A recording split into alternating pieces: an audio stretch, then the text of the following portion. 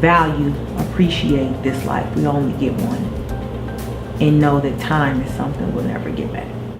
Welcome to the new Conversations with Mann show. Today I am talking with JoVonna Williams. We've got her here in the studio today. I met JoVonna a couple of months ago at the Turn Your Pain Points into PowerPoints conference. I heard her story and I thought that it was amazing. And very intriguing, and I want to sit down and kind of have a conversation with you. Mm-hmm. So what I'd love for you to do first is to tell us who you are, what you do, and why you're here today. Okay. My name is JoVonna Williams again. I am currently a full-time mother. Due to my health condition that I do have, I am unable to work, so I'm on full disability. I have been for the past 6 years, and I am here today again, just getting the story out that I do have. I have a rare condition that I've suffered with for the past 6 years, and I'm at a place now where the story needs to be told. So that's why I'm here. Yes. When we met, you were in the process of talking about you were writing a book. Yes. And I wanted to then kind of talk with you and see more or less what the story, the meat or the crux of the book would be. Mm-hmm. I want you to tell us the name of your illness and when you were first diagnosed with it. Okay. The name of the condition is eosinophilic mesenteric ganglionitis, better known as EMG. It is a rare autoimmune condition where it attacks my colon and my bile. My colon and my bile attack each other. I am the 4th person in the world diagnosed with this condition. I was originally diagnosed at Cleveland Clinic.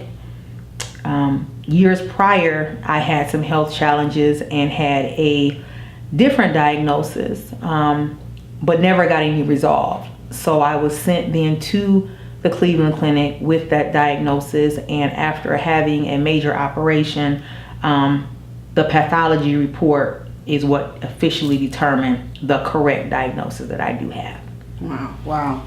I've had the privilege, and I say privilege because I think it's an honor to be around people who have survived certain illnesses, because of the fact that sometimes some of them are so excruciating. Mm-hmm. Some of them are kind of take a big toll out of your life. Mm-hmm. When you first were diagnosed, or even before you were diagnosed with this disease, what was your life like? Well, at the time I had one living son. At that particular time when I was diagnosed, I was 29 years old. I was a single mom, but I did work a full-time job. I do have 7-year office managerial position skills for OBGYN, as well as I had done 5 years in the automotive industry as well. So I was working full-time. I was also a mother. I was going to school, living a regular life. Yeah. When the symptoms started, mm-hmm. And you didn't know what it was, the doctors basically didn't know what it was, what was your mentality like? What was your psyche like? What was the quality of your life like? I've always had pretty much a full quality of life. I started actually having stomach issues in my early teens.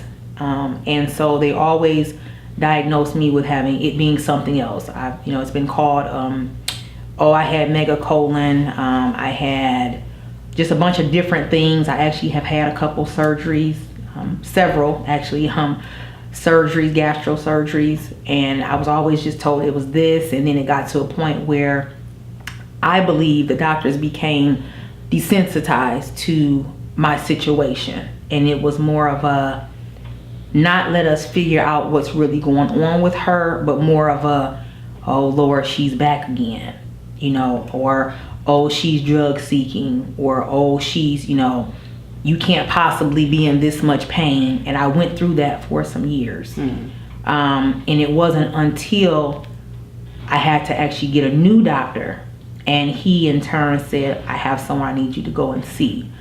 And even at that time, when I went to Cleveland Clinic, they were still under the megacolon diagnoses then. And it wasn't until I ended up having to have a major operation there. And again, the findings from that surgery is how we got to my official diagnosis. All right. So during this whole entire time, you've been going back and forth to doctors. You've been in and out of the hospital. You've had surgeries. What has been the one thing that has pretty much kept you together during this whole entire time? God and my children. Although I am in the hospital, my concern is still on them. I know that they're taken care of because of my family and the support system I have, but it's still the fact that I am a single mother. I have a home, I have things to take care of. Even while I'm there, I'm focused on how are things going on the outside. Yeah. What does that do to a mother when she can't be there with her children because she's in the hospital? It takes away a piece of your heart. And it's always for me a temporary thing, but it's one of those things that I've learned to appreciate my children more, and to value life more, because when I am there, I'm helpless to a degree. It's very limited to what I can do while I'm there. Although I still take care of business, I'm still limited. I can't take them to school every day as I do on a regular. I can't pick them up. You know, my children are very active. I can't attend things that they know mommy's always going to be there for. So knowing that, I really have to stay in prayer, because if not, that could depress me even more than me being sick. Mm-hmm. Have you ever gotten to a point where you were in a state of depression? I can honestly say no. I've had times where I have felt that why me syndrome, and I've because I've missed a lot during times that I've been in the hospital. So of course, naturally, those are my saddest times and saddest moments, but they've never gotten me to the point where I've been depressed. Yeah. I remember when you and I sat down to talk, and I told you, I said, I believe that, things that happen to us are considered gifts, and it's all in the way that we look at it. And you had told me pretty much the same. There has been times when I had a friend who recently passed away. I said recently, it's been probably about 3 years. I met her in 1997.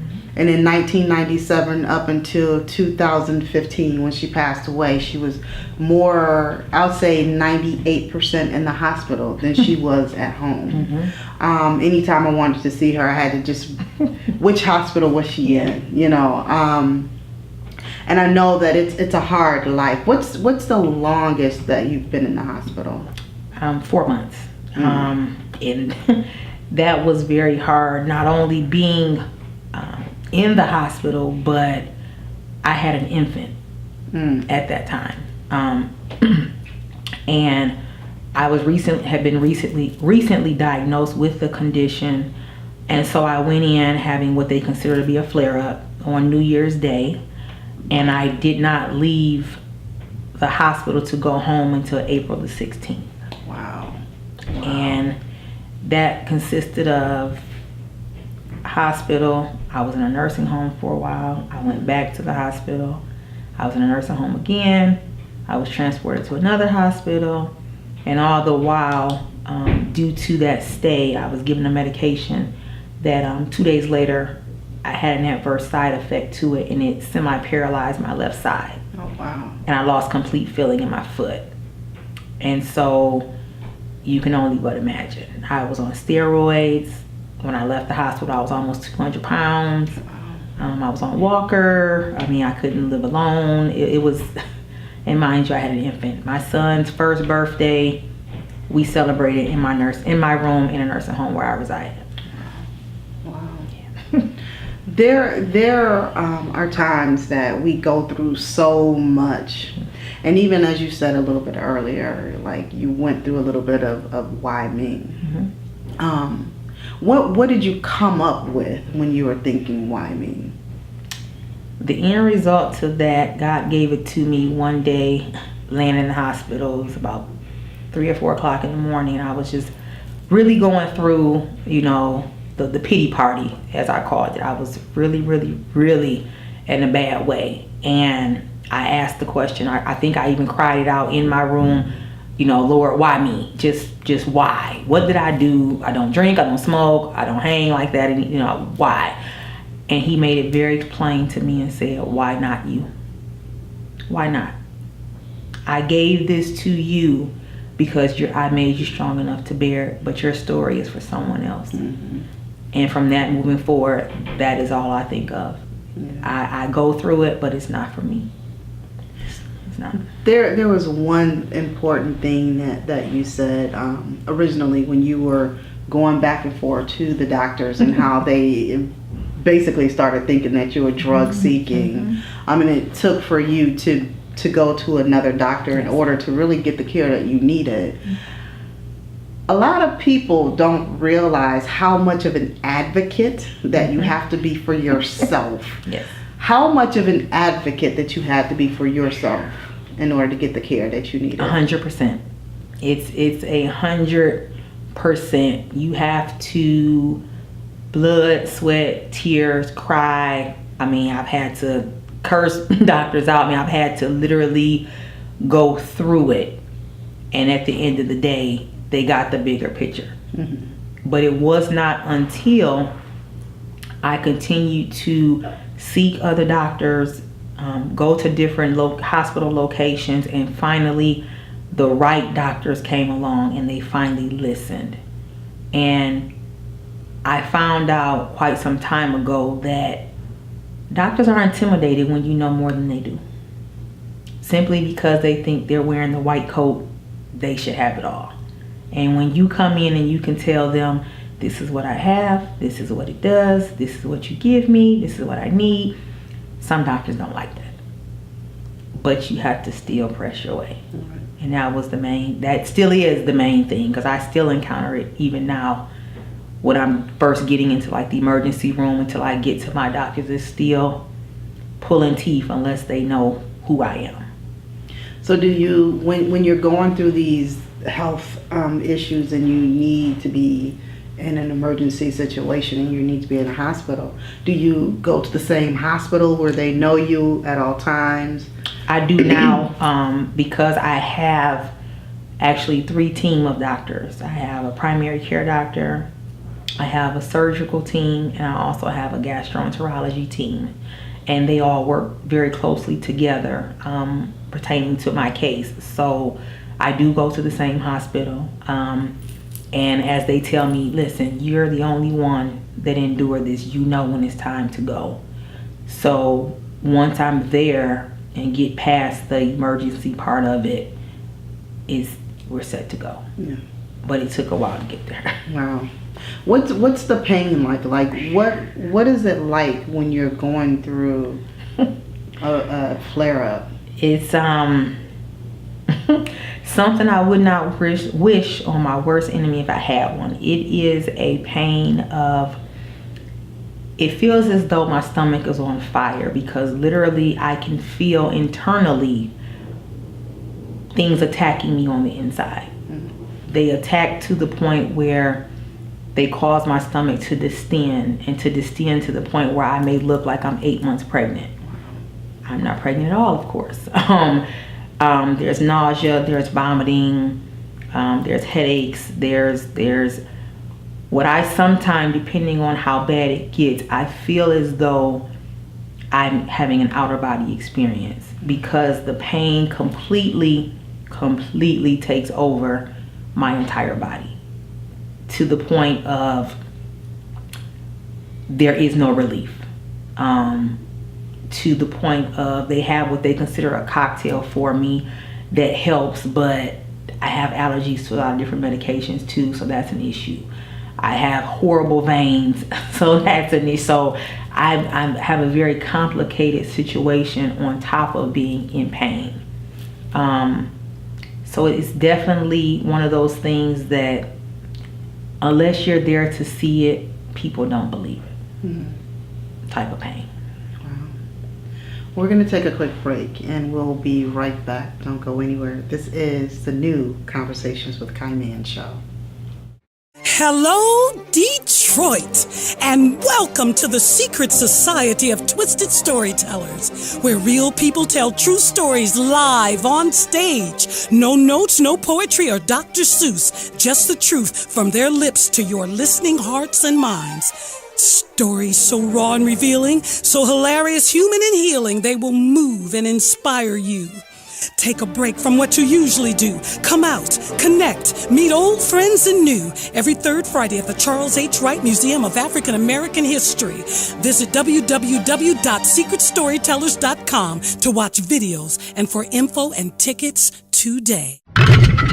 Elevation Nation Media Group, an entertainment agent for media coverage and access.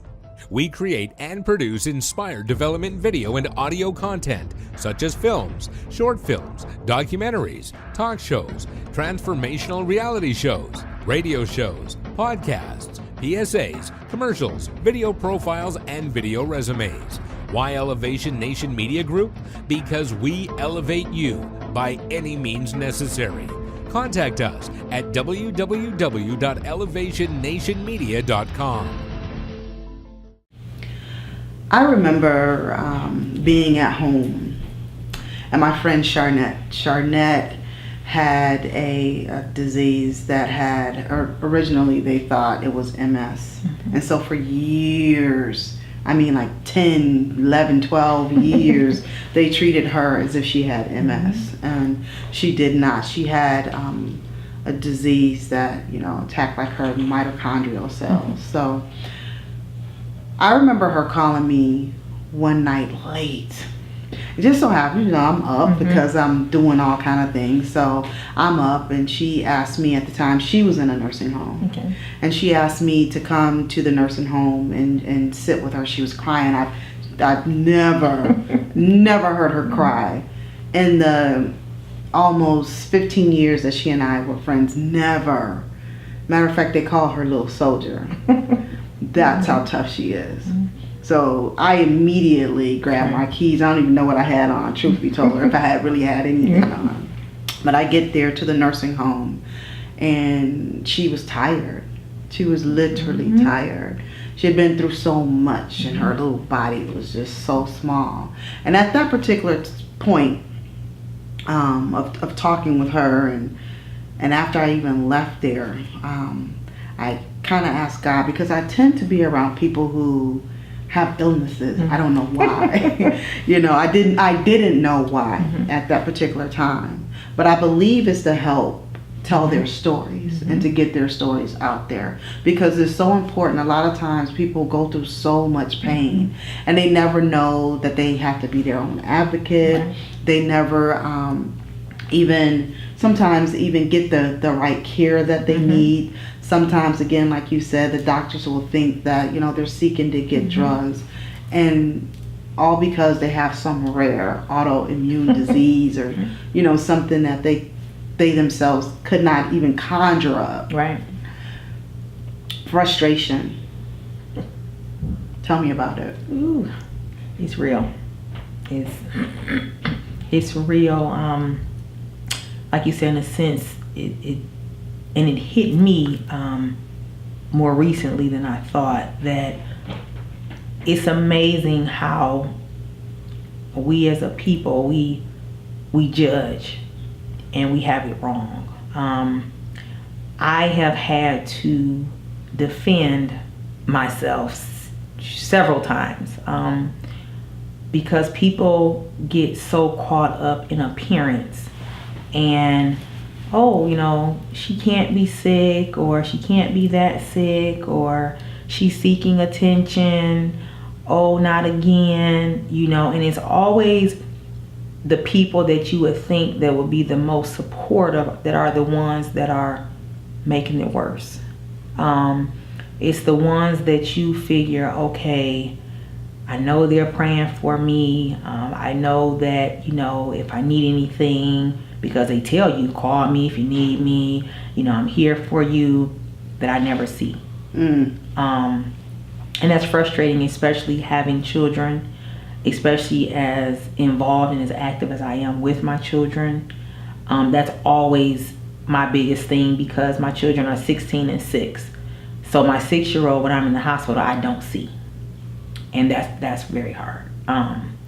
It's very hard for me. It's very hard for him. And so it gets to a place, even in and out of the hospital, that is frustrating, because I am that type of person that I love to work. I love to help. I love to do things. And my mother always says that it's funny that you have so many people that can work and can do certain things and they won't.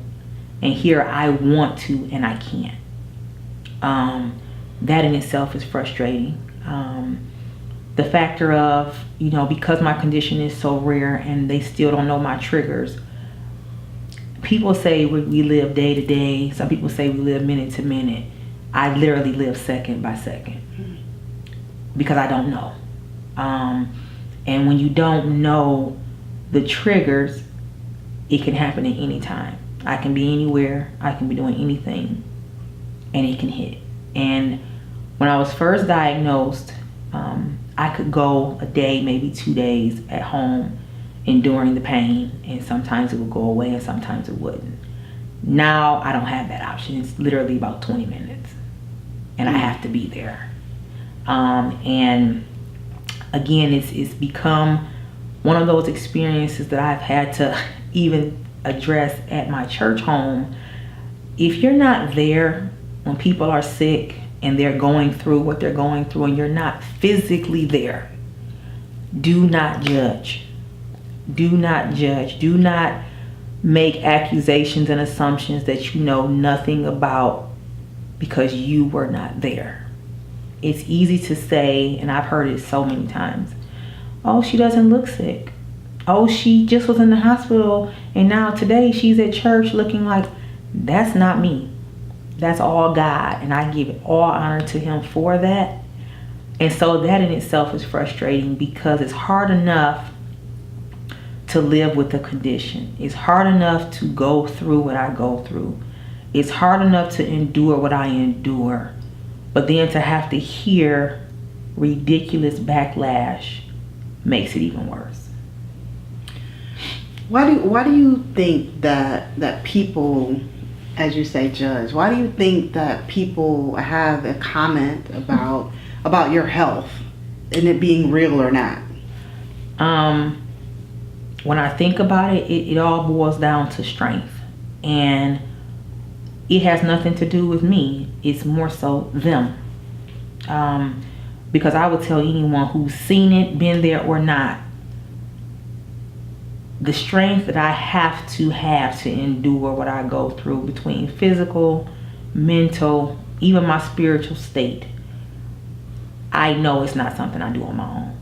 It's all God. Because a day in the life of being laid up in the hospital with a flared up belly, unbearable pain, no sleep, can't see my children, and just agony is something I don't wish on anybody. And so it boils down to other people not being strong enough to handle that situation. And so I don't take my condition lightly at all for that reason, because this is not meant for just anyone to endure. It's not. And so at the end of the day, I've come to realize their statements are not about me. Their statements are about themselves, because they may not either be strong enough to endure, or what they do endure, they don't handle it the way that I do. And at the end of the day, we all have to handle what comes to us, how we handle it. Yeah. There are tough days, I know. I know that there are tough days. And a lot of times that, we pray and, there's still pain. We pray some more, there's still pain. We might read and there's still pain. What do you say to that when you've done the whole spiritual aspect of what you know to do, but you're still in the same state? What do you say to that? What do you think about it? How do you feel about it? I've come to think that when those times happen, there's a lesson that God is trying to teach me. And I've told people this before, that, and it may seem a little crazy, but it's just the way I put it together, is when I'm in the hospital, that's when I have my most intimate time with God. That is when God really lays things out on the table for me and for others, directed to me. And so in those tough days and in those times like that, and I'm praying and I'm singing and I have my gospel music and my motivational speakers going, and I'm just filling myself up, but I'm still just like, it won't go away. I just be still. And God always ends up revealing something to me, whether it be that I'm doing too much and I need to be still, or that something is attacking me, meaning people or situations are attacking me that I need to do away with and let Him handle them. And so I had to learn, because I used to still, I'm gonna do it my way, I got it, I'm gonna do it. And He finally, knocked me down and, stay in your lane and let me be God. And so in those days, I just shut everything out. I shut everyone out. I completely go into a full shutdown mode so I can hear completely from God. And in those times, He makes it clear. Wow. And it is so funny that you just said that. A couple days ago, might have even been yesterday, I read an article in Essence. It was about Iyanla Vanzant and the disease that she just suffered, this past year. And she was saying how that she had to wear a colostomy bag. And she said that she believes that we make ourselves sick with the things that we allow, like the toxicity of other people, other situations. And she was saying that she had to get clear. She had to get cleansed from those situations that she was holding on to. When I read it, it made so much sense. It just made so much sense. What do you do for yourself even now after God has revealed those things to you? What do you do for yourself now as you can see toxic people coming your way? What do you do now that's different? Well, I can relate to her. I also had an ileostomy bag, which is similar to a colostomy with the surgery for 3 months. So I definitely understand. And she's right. You can correlate the two, the bag with what comes in, because literally whatever you consume is there. But also it instantly removes it right out of your body. So now I've gotten to a place where I had to do my own reevaluations first, my own self-check, my own mirror reflection, because a lot of times we're very quick to say what someone did to us, or how someone hurt us, how someone may have offended us, or as we say, did us wrong. And I had to, most recently, and I do it periodically, look in the mirror first and say, how's your attitude? How are you? What are you giving out? What is your output? So then you can know what your input is. And so now that's what I do. I do a daily check. What am I outputting? Because what you feed will grow. What you put out, it will come back. So I had to rid myself of people and situations and places that I would, like to go, or even would go, or people that I would deal with for that reason. And I had to really just get to a point and say, listen, my life is important to me. Even if it's not to anyone else, it's important to me. And I know with this health condition, stress is something I cannot deal with, period. So I don't try to bring any, and I don't want any around me. So I'm beginning to say no. And that's what it was for me. I was always the yes, I'll help, I'll do, I'll go, even before myself, until I literally depleted me. And that's when I knew I had to make a change. Wow. Issues will make you do that, won't they? Yes. I'm learning, daily growth. Yes. Life is so funny that, you know, sometimes you have to do that. You have to get into the mirror. You have to, like you said, look at you first. And you're right. A lot of times we don't want to. Some of us have a hard time looking in the mirror, and that's without anything that's, you know, going on with us, period. Right. But we'll talk more about that when we come back. We're going to go on a quick break. We'll be right back. Focus One Entertainment is Detroit's premier entertainment company. But we're not just an entertainment company. We are your #1 multimedia resource. Focus One has combined years of talent and experience in order to bring you what you're looking for in a video, a polished professional product. F1 Entertainment specializes in filming workshops, seminars, and corporate presentations. More and more businesses are utilizing video production services to create web virtuals, online marketing content, and promotional and corporate training videos. Your company can do the same with Focus One Entertainment. Contact Focus One Entertainment at 313-444-3638 or visit us on the web at www.focusoneentertainment.com.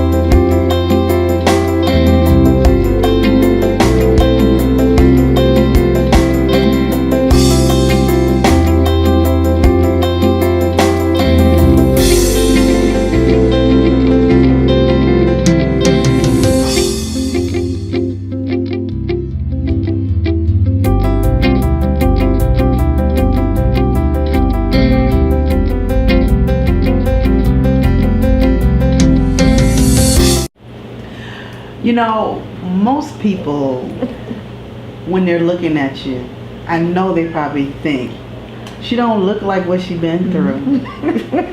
And I know you think the very same thing, that you're glad that you don't look like what you've been through. How are you able to, you know, and I know we talked a little bit about it a little bit earlier, where you thank God for the strength that He's given you. But how proud, how happy are you that you don't look like what you've been through? It's beyond even being happy. People really have no idea.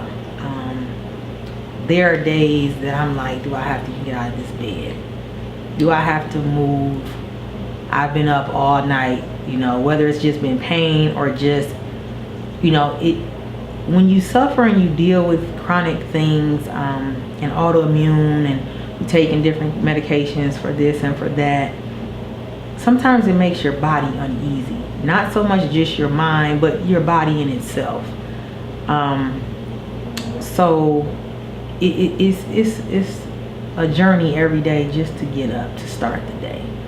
And so I vowed to myself, people, like I said, that don't know, when I'm in that hospital bed, it's a whole totally different experience. Hospital gown's not all that cute, you know. The socks, you know, the IV pole is my friend, is not really a good look for me, you know. So when I'm out, you know, I found that when I do things that are my own, what I consider therapy for me, they help my healing. I've never been diagnosed with depression. I've never taken depression medication. I've never taken anxiety, medication, things of that nature. And I do the things that I can be of my own self-help and that help me heal in my own personal way. And so I had to ask someone who made a what I consider ignorant statement about people when they're sick, and you don't look sick. And I just simply asked them, what does sick look like? Can you tell me what it looks like? A person can be sick and you don't even know. Right, that's true. So again, it goes to if you're not really being of a sense of support, meaning you're there, don't say anything, because you do not know a person's day-to-day struggle. And I tell people all the time, yes, my condition is like no other, but when I'm in the hospital, and even when I'm not, I'm more concerned about the other patients than my own self, because as I tell people, I know God has me. God has me, and just because I'm here doesn't mean I don't still have a job to do. It doesn't mean I'm still not supposed to encourage people and still do what I can as I'm walking the halls all day, all night, So I don't let my chronic illness break my smile, or steal my joy, even when I'm there. I do little Facebook videos to encourage people. I've had to do them to prove to people, listen, I am in the hospital. And I got to that point too where I don't have to prove anything to anybody. No, I don't have to. And for so long, I worried and was concerned about what people and even some family has had to say. Don't do it anymore. Because if you really want to know about JoVonna Williams, you'll come see about JoVonna Williams. And that's just the bottom line to that. So that's another one of the ways that I just support and surround myself with those that support and surround me. I love on anybody. I can attach myself to people and be of a help to people, but I don't do it seeking anything in return. That's just the heart that God gave me. I find that the people who are probably the most sick have that kind of spirit, or either just God, the universe, whatever people would call it, tends to place those type of people in my midst so that I see it. I see people who are really just down as far as health-wise, always checking for the next person. And I'm looking like, you might be needing to worry about yourself over here. Yeah. But it's just amazing to even see, to be able to watch somebody, that they're going through a lot, but yet and still they're checking for other people and making sure that they're okay. It's amazing to see. When you are, I've watched videos of you. I've been really paying attention to how you're at your kids. I think somebody just had a track meet. And I'm seeing that you make sure that you're there with your children. And I think to myself, I'm like, how amazing is it to still be a mother and do the things that she's doing, even still knowing how much she is probably even going through pain, even maybe at the times that she's there, and still trying to smile and trying to bear through it. Mothers are not just more than just angels. They are more than just protectors. Right. They are more than just, someone that picks us up when our knees get scraped. But the things that most mothers endure, not even from a physical standpoint. Right. What has been like maybe the most emotional standpoint that you've had to deal with concerning your children? Most emotional. Well, prior to my two boys, I had a daughter. And she only lived 3 weeks. and she passed, and July 1st would have been her 18th birthday. So in that sense, that's been the most emotional thing to deal with. You know, my baby girl, my first child. And again, I was young, but it was another one of those things where, why, Lord? You know, I did it all right. I did it all by the book. I stayed away from things. And you took my baby. But God gave me the answers, and God did what He felt was best. So I'm at peace with that. But it's still emotional. It's still my baby. You know, that still was my boy's sister that they never got to meet or see or whatever. But God had a plan. So I just always think about that. God knows best. Yeah. Wow.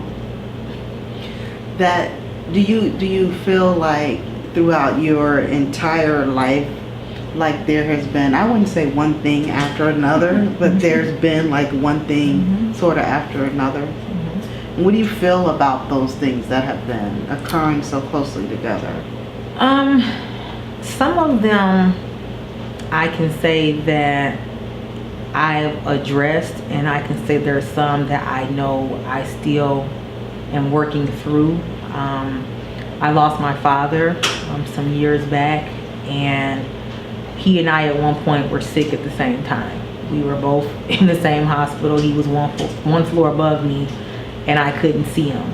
And when he took extremely ill and passed, it was hard because he went in and we were told he had, something minor, we'll fix it and he'll be back at the nursing home. And that didn't take place. And I didn't have the daughter-daddy relationship with my father. My father was a retired police officer, motorcycle, very active. So I got certain lessons from him, but he was not very active in my life. And it was oddly enough that it was within those last 4 days of him living and being in ICU, didn't say one word, but I never left his side, that I came to peace with my father and felt like I had that daddy-daughter bond just in those 4 days, and he never spoke. And then losing both of my grandparents last year, and they lived in California, and because of my own health challenges, I was not able to attend either of their funerals. So there has been quite a bit of death, but we all have a day. And so I know the relationships I had individually with each and every one of those people, and God knows best in all of those situations. And so I'm thankful that I did have bonds with the people that I have lost, but it also just opened my eyes to make sure I appreciate and value the relationships I do have currently still with people and family and friends, and I don't take it lightly. I don't. I just have a greater value for what life really is. What do you think that your life really is teaching you with everything that you've gone through? What do you think that life is really teaching you? I would have to say that life, it has its ups and its downs, and it has everything in between. But at the end of the day, we all have a purpose for being here. God has a plan for all of us that are here, and we may not always know what it is. It's not always clear to us, but that's when you take the opportunity to do things and live your life. Live it to the fullest while we can. I don't want to leave behind and say, oh yeah, I know JoVonna, she exists, she was such person. I want to actually know and say, I lived, I did some things. My children have seen some things out of the country. They've traveled, I've traveled. There's things that I want to do and want them to see. So now it's just, I have a greater respect for life, and a greater respect for the value of each day and every moment, and I try to make the best of every situation, whatever it is. I try to find a positive in everything. Yeah. How hard is that though? It's very hard from time to time because you have those days where you feel like nothing is going right. Like nothing. Like this bill, I don't know what I'm gonna do. This child is just a teenager and his mouth is out of order. It just, the car acting crazy. I mean, just some days everything is just like, okay, I need to go to bed and start up and wake up tomorrow and just a do-over, But again, it's in those times that I press even harder. I read a little bit more. I listen a little bit harder to my gospel. I really just take a little extra time, and that's exactly what it's all about. Time. Time is the one thing on this earth we can never get back, ever, out of anything. That's the one thing that's do or die. So I value that. What would you say has been or maybe even think of an instant that the light just came on for you? Yeah.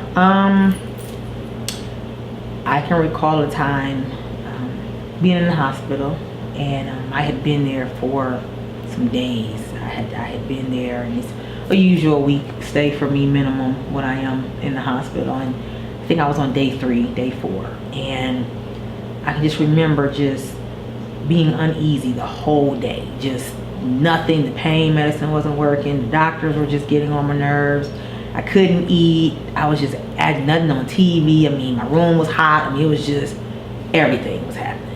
And I think I walked that hall so much. Doctor was like, yeah, you trying to walk your way out of here. And I could not figure out why, because no one had did anything to me. I just was not in a good place. And it came to me, I had some correcting of my own I needed to do, and God was whooping me. And he whooped me real good. And then finally, as I was walking, he was like, you need to change. And in that moment, my motto became, change my mind, change my life. And I stand on that every day. Wow. So I do. I have a changed mind, and when I do those things and my mind is right, my life is in alignment. What would you leave with us? I would leave, believe in you. When you don't feel as though others are listening, they don't believe in you, always believe in yourself first. Trust God at all costs. Trust that His way is the only way. Lead by example. Lead by example. Value, appreciate this life. We only get one. And know that time is something we'll never get back. And if I can encourage and help one person, just one, all that I go through is not in vain. And I'm okay with that. That's Great. We're going to leave it on that note. I thank you for coming on the show. I thank you for being our first guest. Thank you for breaking the ice. Sitting here on this nice little couch here. Yes. I appreciate you. Thank you for sharing your story with us. This has been the Conversations with Mann show. This is the show where we bridge the gaps one story at a time. And we thank you for listening to JoVonna's. Have a great night. Bye.